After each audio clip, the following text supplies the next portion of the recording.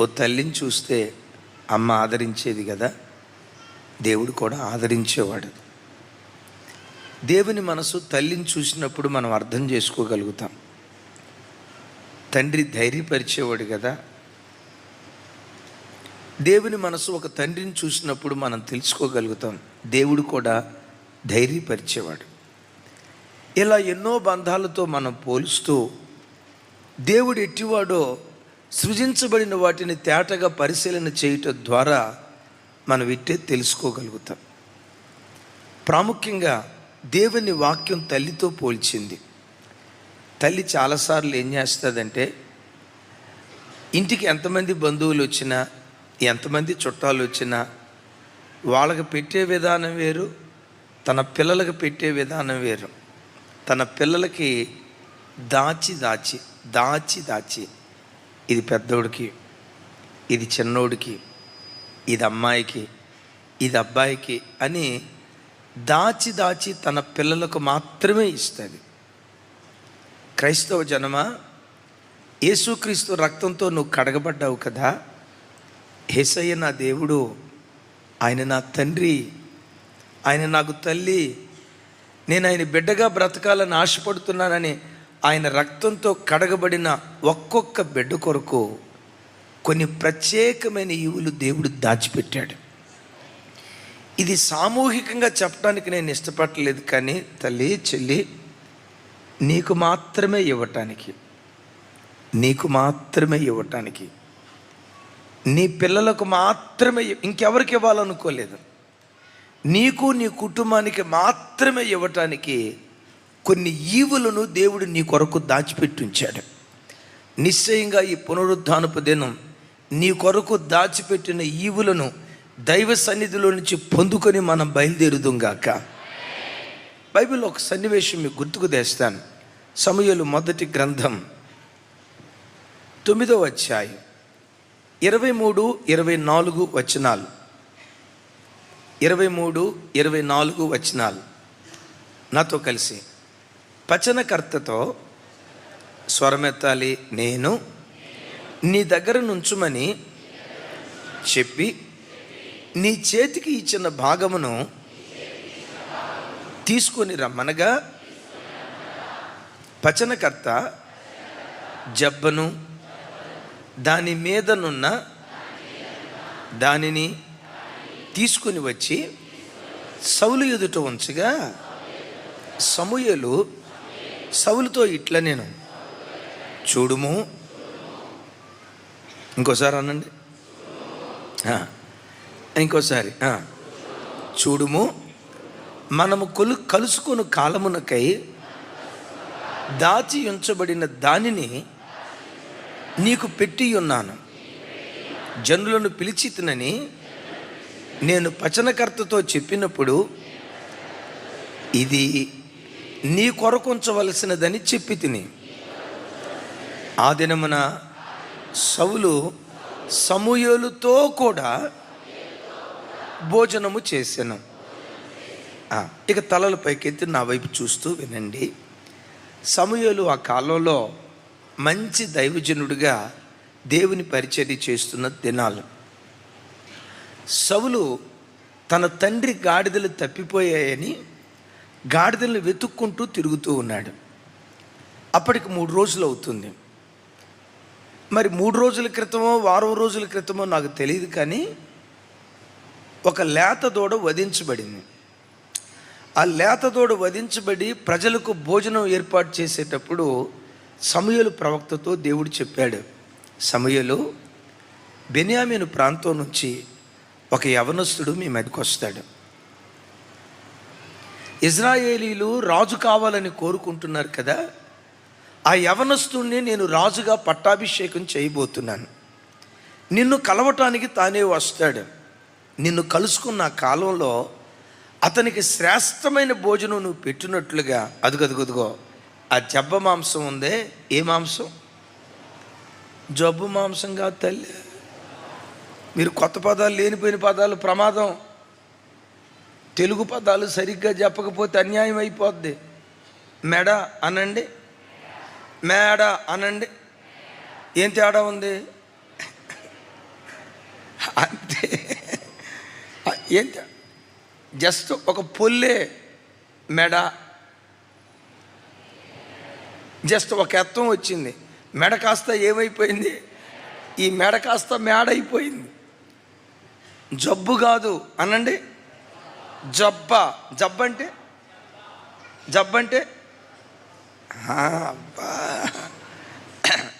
జబ్బ మాంసం అంటే తొడ మాంసం. ఇప్పుడు మనకు భుజాలు ఉంటాయి, లేత తోడకు భుజాలు ఉంటాయా? నువ్వు పెట్టకరా నాయన.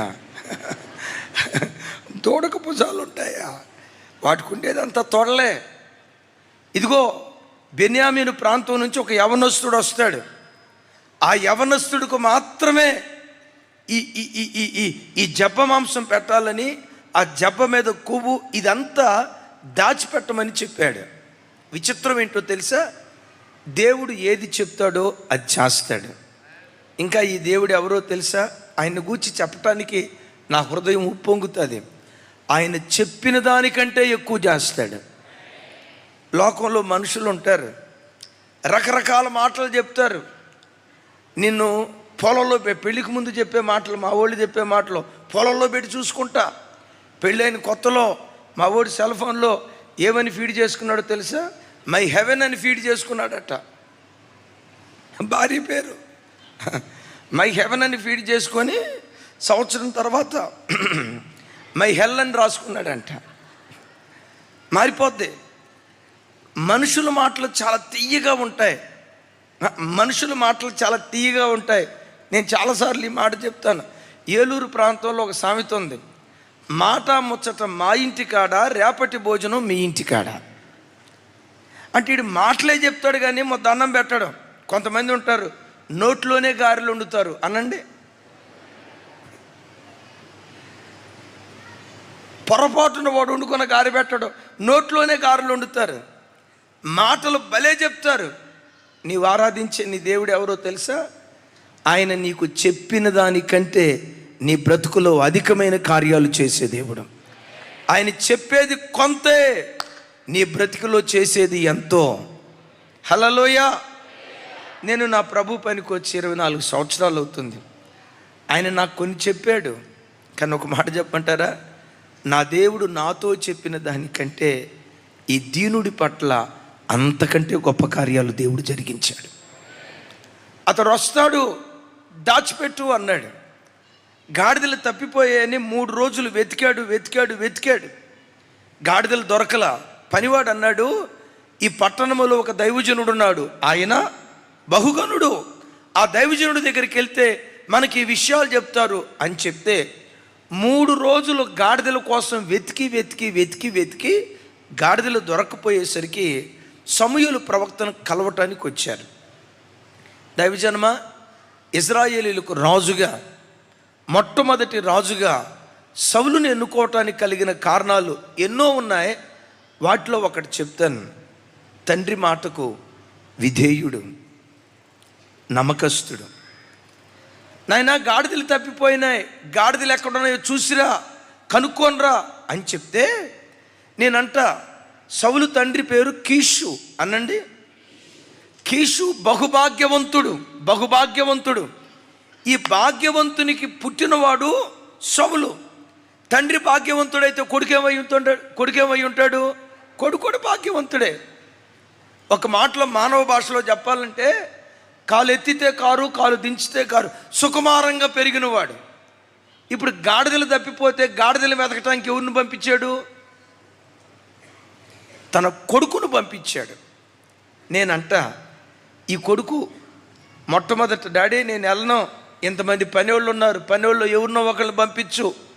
తండ్రి మాటకు ఎదురు చెప్పాల. డాడీ గాడిదల కోసం నన్ను పంపిస్తావా, నేను బాను అని ఎదురు మాట్లాడాల. తండ్రి మాట పట్టుకొని గాడిదలు వెతకటానికి 5 దేశాలు తిరిగాడు. ఒక దేశం కాదు, 5 దేశాలు తిరిగాడు. మీరు అనొచ్చు, ఏముందండి తిరగటానికి, వాళ్ళ నాన్న ధనవంతుడు అన్నారు కదా, ఏ బుల్లెట్టో ఇచ్చి ఉంటాడు, బుల్లెట్ మీద డుగ్ అని తిరిగి ఉంటాడు, ఏ కారో ఇచ్చి ఉంటాడు. మా నాన్న కూడా నాకు కారు ఇస్తే మొత్తం ఆయన 5 దేశాలేమో, నేనైతే ఆ తిరుగు 50 దేశాలు. నా వైపు చూడండి. ఆ రోజుల్లో బుల్లెట్ ఉందా? ఆ రోజుల్లో కారు ఉందా? తండ్రి మాటకు లోబడి 5 దేశాలు 3 రోజుల పాటు తిరిగాడు. సమూయేలు దగ్గరికి రాకమునుపు 3 రోజుల పాటు తిరిగాడు. నేను అక్కడ చెప్పే మాట, సౌలు నమ్మకమైన కుమారుడు, విధేయత కలిగిన కుమారుడు, తండ్రి తనకు అప్పగించిన బాధ్యతను నమ్మకంగా నెరవేర్చడానికి ప్రయత్నం చేస్తున్నటువంటి కుమారుడు. మీ అమ్మా నాన్న నమ్మి, నేను రిక్షా దొక్కుతున్నా, నా కొడుకు ఒక మంచి స్థితిమంతుడు కావాలి, నేను కూలీనాలి చేసుకొని బ్రతుకుతున్నా, నాకులాగా నా కొడుకు మిగిలిపోకూడదు, గంపెడు ఆశతో వాళ్ళ ఆశలు చంపుకొని కడుపు నిండా తిండి తినక సరైన బట్ట కట్టుకోక నా పిల్లలో నా పిల్లలో నా పిల్లలో నా పిల్లలో నా పిల్లలని రెక్కల ముక్కలు చేసుకొని లక్షల రూపాయలు ఫీజు కట్టి కార్పొరేట్ స్కూల్లో నేను చదివిస్తున్నారే, ఆ తల్లిదండ్రుల కష్టాన్ని కళ్ళ ముందుంచుకొని నమ్మి, నా తండ్రి నాకు ఈ ఫీజు కట్టాడు, నమ్మి నా తల్లి నా కోసం ఎంత త్యాగం చేసుకుంది, వాళ్ళ నమ్మకత్వాన్ని గుర్తుకు తెచ్చుకొని చక్కగా కాలేజీకి వెళ్ళి చక్కగా చదువుకొని చక్కగా బాధ్యతాయుతంగా ఉంటే ఎవరినో కాదు, నిన్నే దేవుడు ఆశీర్వదించడం ప్రారంభిస్తాడు, నిన్నే దేవుడు దీవించడం ప్రారంభిస్తాడు. మీకు తెలుసా, ఈ ప్రపంచంలో తల్లిదండ్రులను మోసం చేయగలిగినంత తేలిగ్గా ఇంకెవరిని మనం మోసం చేయలేం. 45 సంవత్సరాల వయసు తండ్రిది, 43 సంవత్సరాల తల్లిది, 10 సంవత్సరాల కొడుకు, 15 సంవత్సరాల కూతురు తల్లిదండ్రులను అవలేలగా మోసం చేయగలుగుతారు. వాడు కాలేజీకి వెళ్ళా, ఏ సినిమా థియేటర్కో వెళ్ళాడు, రాత్రి ఎప్పుడు 9:30కు వచ్చాడు, అడుగుతాడు తండ్రి, రే నానా ఏంట్రా 9:30 అయిపోయింది, ఇప్పుడు దాకా ఏమైపోయింది అంటే మా వాడు ఏమంటాడు తెలుసా, మమ్మీ ఎక్స్ట్రా క్లాస్ పెట్టారు మమ్మీ, ఎక్స్ట్రా క్లాస్లో ట్యూషన్లో కూర్చున్నాను మమ్మీ అని అంటంతో వెంటనే నాన్న అంటాడు కూతురుని పిలిచి, అమ్మాయి అన్నయ్య ఎక్స్ట్రా క్లాస్లో ఉన్నాడట, వాడికి పాలు కలుపు. తల్లి అంటది, ఆ పాలల్లో కూడా బూసు కూడా కలిపమ్మా. ఈడనుకుంటాడు, బా ఎంత తెలివిగా మా నాన్నను మోసం చేశా, ఎంత తెలివిగా మా అమ్మను మోసం చేశా, బోల్తా కొట్టింది బుల్బుల్ పెట్టంట, బోల్తా కొట్టించా. ఈడనుకుంటాడు తల్లిదండ్రులను బోల్తా కొట్టించాడని. ఈడు బ్రతుకు బోల్తా అయిపోతుందన్న సంగతి వీడికి తెలియదు. రేపు వీడి భవిష్యత్తు చేతులారా బుగ్గిపాలు చేసుకుంటున్నాడు అన్న సంగతి తెలియదు. తండ్రిని మోసం చేశా, ఆహా పసిగట్టలా, తల్లిని మోసం చేశా, ఓహో నన్ను పసిగట్టలా, అబ్బా నేను భలే చమత్కారిని అని వాడు అనుకుంటాడు. కానీ తెలియని విషయం ఏంటో తెలుసా, వాడు తన్ను తాను మోసపుచ్చుకుంటున్నాడు. ఈరోజు వాక్యం వింటున్న అయ్యలారా, నా దేవుడు నిన్ను దీవించాలన్నా, ఈ దేన సేవకుని దీవించాలన్నా, ఇక్కడ కూర్చున్న సేవకులను దీవించాలన్నా, ఇక్కడ కూర్చున్న దైవ సేవకురాలను దీవించాలన్నా, నా దేవుడు ఎవరిని దీవిస్తాడో తెలుసా, నమ్మకమైన వారిని దీవిస్తాడు. అందుకని వాక్యం అంటుంది, నమ్మకమైన వారికి దీవెనలు. నమ్మకమైన వాడంటే ఏంటి? నమ్మిన వాని నమ్మకత్వాన్ని నిలవబెట్టేవాడే నమ్మకస్తుడు. అమ్మా నాన్న నిన్ను నమ్మి 1000 రూపాయలు ఫీజు కట్టి కాలేజీలో చదివిస్తున్నారే, వాళ్ళ నమ్మకత్వాన్ని నిలవబెట్టాలని బాధ్యతగా చదువుకో. సౌలు దేవుడే నీ దేవుడిగా ఉండి నిన్ను ఒక దీవెనకారమైన వాడిగా దేవుడు మారుస్తాడు. పెద్దగా చెప్దాం ఆమేన్. నమ్మిన వాని నమ్మకత్వాన్ని నిలవబెట్టాలి. యేసుకి మహిమ కలుగును గాక. 5 దేశాలు తిరిగాడు. ఇప్పుడు సమూయేలు ప్రవక్త దగ్గరికి వెళ్ళాడు. సమూయేలు ప్రవక్త దగ్గరికి రావటంతో ఆకాశమందలి దేవుడు మాట్లాడుతున్నాడు, సమూయేలు నీతో నేను చెప్పిన మనుషుడు ఇతడే, ఇశ్రాయేలీయులకు రాజుగా ఉండబోయేవాడు ఇతడే, నేను ఏర్పరచుకున్న మనిషి ఇతడే. దేవుడు మాట్లాడిన తోడనే ఇప్పుడు సౌలుతో సమూయేలు ప్రవక్త మాట్లాడుతున్నాడు. ఏం మాట్లాడుతున్నాడు? మరొకసారి ఆ మాటలు చదువుదాం. చూడండి 9వ అధ్యాయం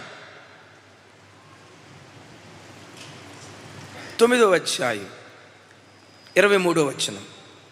పచ్చనకర్తతో నేను నీ దగ్గర నుంచమని చెప్పి నీ చేతికిచ్చిన భాగమును తీసుకొని రమ్మనగా, పచనకర్త జబ్బను దాని మీదనున్న దానిని తీసుకొని వచ్చి సౌలు ఎదుట ఉంచగా, పెద్దగా సమూయేలు సౌలుతో ఇట్లా నేను చూడుము, మనము కలుసుకొను కాలమునకై దాచి ఉంచబడిన దానిని నీకు పెట్టుచున్నాను. ఏం చేశాడట? దాన్ని చెప్పాలి ఏం చేశాడట? సౌలుకు మాత్రమే పెట్టడానికి సమూయేలు ప్రవక్త కొన్ని దినాల నుంచి దాచిపెట్టాడు. సమూయేలు ప్రవక్త దాచిపెట్టాడు అనే కంటే కూడా కొన్ని దినాల నుంచి దేవుడే దాచిపెట్టాడు. క్రైస్తవ సంఘమా, నా వైపు చూడండి. ఈ పునరుద్ధానపు ఆరాధనలో దేవుణ్ణి కలుసుకోవటానికి వచ్చిన ప్రజలారా, దేవుని ఆరాధించడానికి వచ్చిన ప్రజలారా, దేవుని స్తుతించడానికి వచ్చిన ప్రజలారా, నా దేవుణ్ణి కలుసుకోవాలి అనే ఆశతో మందిరానికి వచ్చిన ప్రజలారా, మీకు ఒక శుభవార్త. కొన్ని దినాల నుంచి ఒక ప్రత్యేకమైన ఈవి నీ కొరకు మాత్రమే ఇవ్వటానికి దేవుడు దాచిపెట్టించాడు. ఆ ఈవేంటో నాకు తెలియదు. మంచి ఆరోగ్యమేమో నాకు తెలియదు, నీ పిల్లలకి చక్కటి ఉద్యోగమేమో నాకు తెలియదు, నువ్వు చేస్తున్న పని స్థలంలో చక్కటి ప్రమోషన్ ఏమో నేను ఎరుగను. ఇంతకాలం నా కుమార్తె వివాహం కావాలి కొన్ని సంవత్సరాలు బట్టి ఏడ్చేవేమో. ఇన్ని సంవత్సరాలు బట్టి ఏడ్చిన ఆ వివాహ శుభకార్యం ఈ దినాల్లో దేవుడు జరిగించబోతున్నాడేమో. కష్టపడి చదువుకున్నానయ్యా, సరైన ఉద్యోగం రాలా. కష్టపడి చదువుకున్నానయ్యా, చూస్తే మాస్టర్ డిగ్రీ చేశా, చదివిన చదువుకు తగిన ఉద్యోగం రాలేదు, చిన్న ఉద్యోగం చేస్తున్నా అని కొన్ని సంవత్సరాల నుంచి చక్కటి ఉద్యోగం కొరకు ఎదురు చూసి నిరాశతో ఈ ఆరాధనకు వచ్చావేమో. శుభవార్త, అలాంటి శ్రేష్టమైన చక్కటి ఉద్యోగం నీకు నీ పిల్లలకి ఇవ్వాలని కొన్ని దినాల బట్టి దేవుడు నీ కొరకు దాచిపెట్టించాడు. కొన్ని దినాల బట్టి దేవుడు నీ కొరకు దాచిపెట్టించాడు. అయ్యా, వివాహమై చాలా సంవత్సరాలు అవుతుందయ్యా, నా గర్భం మోయబడింది. అవమానం ఎవరితో చెప్పుకోవాలో అర్థం కావట్లా. కొన్ని అవమానాల మధ్యలో నేను చిక్కుపడ్డానయ్యా, ఆర్థిక సమస్యల్లో చిక్కుపడ్డానయ్యా, ప్రజల మధ్యలో తలెత్తుకోలేక అవమాన భారంతో కన్నీళ్లు విడుస్తున్నానయ్యా. అలాంటి స్థితిలో ఈరోజు ఈ ఆరాధనకి ఎవరైనా వచ్చారా? ఒక శుభవార్త. కొన్ని సంవత్సరాల నుంచి నువ్వు అనుభవిస్తున్న సమస్యకు పరిష్కారం నా దేవుడు కొన్ని దినాల నుంచి దేవుడు దాచిపెట్టించాడు. దేవుడు దాచిపెట్టిన ఈవిని యేసు నామములో ఈ దినమే దేవుడు నీకు అనుగ్రహించునుగాక. మరలా చెప్తున్నాను, అందరినీ ప్రేమించిన ప్రేమతో యేసయ్య నిన్ను ప్రేమించలా. ఈ మాటలోతో అర్థం చేసుకో. యేసయ్యకు నువ్వంటే చాలా ఇష్టం. నిన్ను ఒక ప్రత్యేకమైన ప్రేమతో ప్రేమించాడు. నిన్నెవరూ ప్రేమించనంతగా ఈ దేవుడు నిన్ను ప్రేమించాడు. అమ్మ కూడా నిన్ను అంత ప్రేమించలేదేమో, నాన్న కూడా అంత నిన్ను ప్రేమించలేదేమో, నాని పిలుచుకునే ఏ తోబుట్టు కూడా నిన్నంతగా ప్రేమించలేదేమో. ఈ దేవుడు ప్రపంచంలో నిన్నెవ్వరూ ప్రేమించలేనంతగా నా దేవుడు నిన్ను ప్రేమించాడు. నా దేవుడు అంటాడు, నువ్వంటే ఒక ప్రత్యేకమైన ఇష్టం నాకు, ఓ ప్రత్యేకమైన ఇష్టం. నువ్వు దేవుని దృష్టిలో చాలా ప్రత్యేకమైన వాడివి. ఒకవేళ లోకం చూసి వీడు బ్రతికెంత, దీని బ్రతికెంత, ఇది పేద్దే, రెక్కాడిన డొక్కాడని దీన స్థితిది, ఇదే భర్తను కోల్పోయింది వెధవరాలు, ఇదే సంతానం లే, ఇదే ఇదిగో ఇలాంటి పనికి మాలింది, ఎప్పుడు అప్పులతోనే తిరుగుతాడు, ఎప్పుడు పేదరికపు బ్రతుకు. లోకం నిన్ను చిన్నచూపు చూస్తుందా? ఒక శుభవార్త, లోకం నిన్ను చిన్నచూపు చూస్తుందన్న సంగతి నీ దేవుడు ఎరిగి ఎవ్వరూ నిన్ను ప్రేమించినంతగా ఓ ప్రత్యేకమైన ప్రేమతో దేవుడు నిన్ను ప్రేమిస్తూ ఉన్నాడు. 30 సంవత్సరాలు అవుతుంది నేను బాప్తిస్మం తీసుకొని. 1996 సంవత్సరం మార్చి నెల ఇదే తారీఖులో నేను బాప్తిస్మం తీసుకున్నా. యేసయ్య బిడ్డగా మార్చబడి దేవుని కృప 30 సంవత్సరాలు అయిపోయింది. ఒక మాట చెప్పమంటారా? నా యేసయ్య నన్ను ప్రేమించినంతగా మా నాన్న కూడా నన్ను అంత ప్రేమించలే, మా అమ్మ కూడా నన్ను అంత ప్రేమించలేదు. ప్రపంచంలో ఎవ్వరూ ప్రేమించినంత ఓ ప్రత్యేకమైన ప్రేమతో నా దేవుడు నన్ను ప్రేమించాడు. అన్నా మిమ్మల్ని ప్రేమించాడేమోనన్నా, మరి నా పరిస్థితి అని అంటారా? నన్ను ప్రేమించిన దానికంటే నిన్ను ప్రత్యేకమైన ప్రేమతో దేవుడు ప్రేమించాడు. నీకు మాత్రమే ఇవ్వాలని, అది ఎవరికి కాదు, నీకు మాత్రమే ఇవ్వాలని, నీ భర్తకు మాత్రమే ఇవ్వాలని, నీ పిల్లలకు మాత్రమే ఇవ్వాలని, నీ కుటుంబ సభ్యులకు మాత్రమే ఇవ్వాలని నీ కొరకే దేవుడు కొన్ని ఈవులు దాచిపెట్టి ఉంచాడు. కొంచెం గట్టిగా చెప్తాం ఆమేన్. ఇంతకీ నా వైపు చూడండి, ఇంతకీ సౌలు కొరకు దేవుడు ఏం దాచిపెట్టి ఉంచాడు? చదువుకున్నాం కదా సార్. జబ్బా జబ్బా జబ్బా అంటే తొడమాంసం.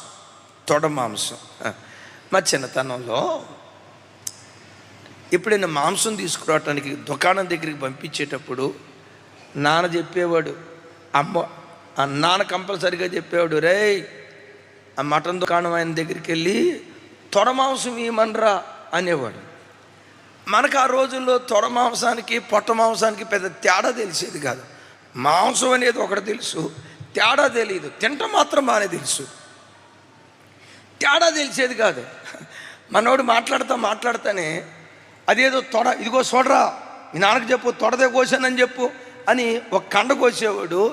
తతిమాదంతా ఈ ఎముకలను అనుకుని ఉన్న మాంసం ఉంటుంది చూసారా, సగం బొజుగురు సగం కండ అది వేసేవాడు. నేనేమో తొడ మాంసం తీసుకొచ్చిన హీరోలాగా ఇంటికి తీసుకొచ్చేవాడు. హాయిని చూసి, ఒరే అమాయకపు చక్రవర్తి, నువ్వు ఎట్లా బతుకుతావురా, ఇది తొడ మాంసం కాదురా ప్రక్క మాంసం అనేవాడు. నేను ఒకరోజు ఓపిక పట్టలేక ఒక మాట అన్నా, నాన్న ఏదైతే మాంసమే కదా నాన్న అన్న. ఒరి పిచ్చోడా, తొడ మాంసానికి చెప్పండి ఏముంటుంది? తొడ మాంసానికి కండ ఎక్కువ ఉంటుందిరా, తొడ మాంసానికి కండ ఎక్కువ ఉంటుంది.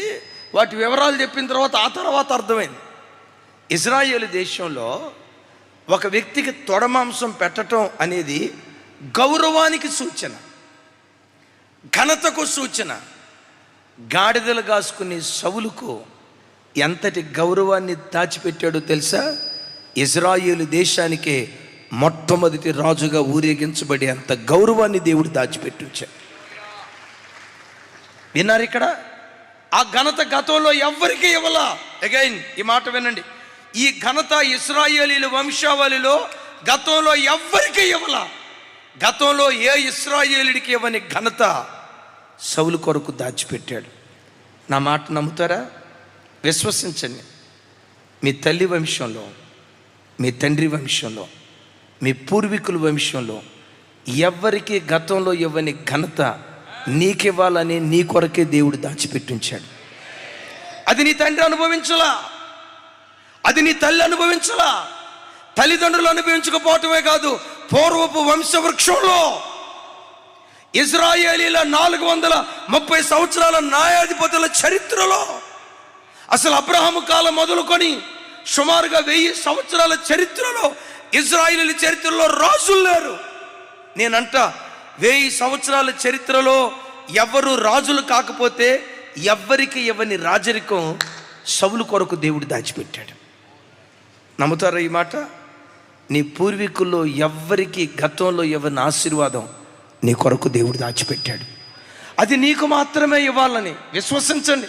అది నీకు మాత్రమే ఇవ్వాలని, నీ గర్భాన పుట్టబోయే నీ పిల్లలకి ఇవ్వాలని, అది నీ కుటుంబానికి మాత్రమే ఇవ్వాలని ఆ ఘనత, ఆ గౌరవం గతంలో ఎవ్వరికి ఇచ్చిన దీవెన వంటి దీవెన కాదు. ఓ ప్రత్యేకమైన ఈవి నీ కొరకు దేవుడు దాచిపెట్టాడు. కొంచెం గట్టిగా. ఇజ్రాయేల్ దేశంలో జబ్బ మాంసం ఎవరికైనా పెట్టడం అది గౌరవానికి గుర్తట. ఓ మాట, భోజన పంక్తిలో కూర్చున్నారు. నేను ఒక మాట అడుగుతా. పాస్టర్ గారు అక్కడ కూర్చున్నాడు, అసిస్టెంట్ పాస్టర్ గారులు కూర్చున్నారు, విశ్వాసులు కూర్చున్నారు. భోజనం వడ్డించేటప్పుడు మొట్టమొదటి ఎవరి దగ్గర వడ్డిస్తారు? మీరు తిన్న తర్వాత వడ్డిస్తారా? మా తల్లి దేవుడు మిమ్మల్ని దీవించుగాక, ఆమెనా. అయ్యో సేవకుడు కదా అని సేవకుడు వడ్డిస్తారు. ఎందుకు? అది గౌరవ సూచన. రోజు మన సేవ ప్రారంభ దినాల్లో ఓ తల్లి భలే పాట పాడింది.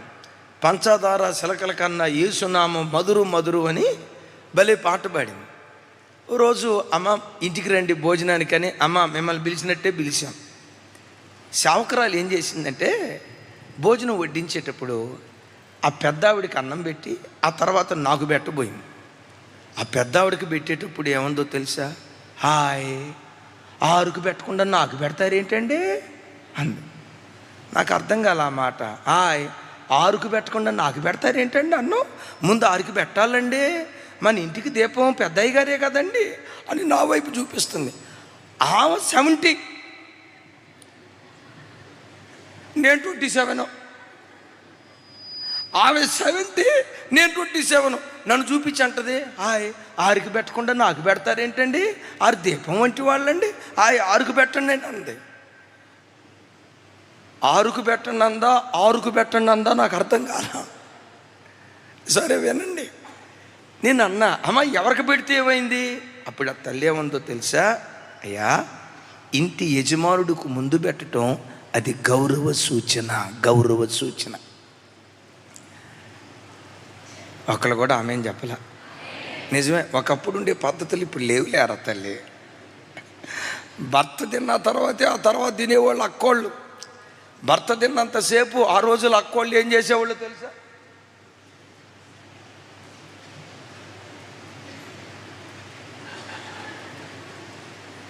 ఆయన తిన్న తర్వాత ఎంగిల్ ప్లేట్లో ఏదైనా ఉంటే తిని పంచభక్ష పర్వాణాలు తిన్నట్లుగా ఫీల్ అయ్యేవాళ్ళు.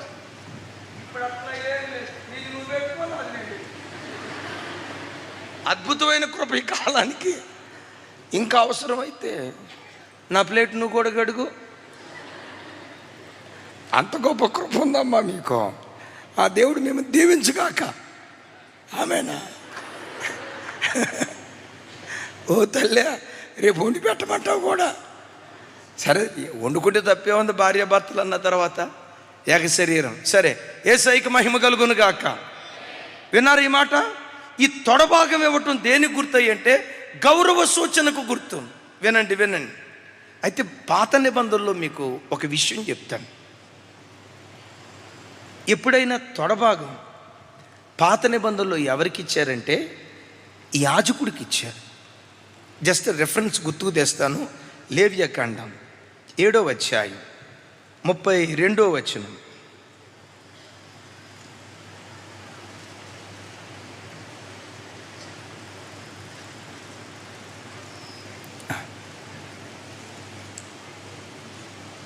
సమాధాన బలి పశువులో నుండి ప్రతిష్టార్పణముగా యాజకునికి కుడి జబ్బని ఇవ్వవలెను. చెప్పండి ఏది? సో జబ్బ మాంసం అనేది పాత నిబంధనలో చాలా రెఫరెన్స్లు ఉన్నాయి. సమయం సరిపోదు కనుక, ఇది బైబిల్ స్టడీ కాదు కనుక, ఆ జబ్బ మాంసాన్ని యాజకుడికి ఇచ్చేవాళ్ళు. ఇప్పుడు నేను మిమ్మల్ని అడుగుతా, సౌలు యాజకుడా రాజా? సౌలు రాజుగా అభిషేకించబడబోతున్నాడా, యాజకుడిగా అభిషేకించబడబోతున్నాడా? మరి రాజుగా అభిషేకించబడే ఈ రాజుకు ఏ భాగాన్ని ఇచ్చాడు?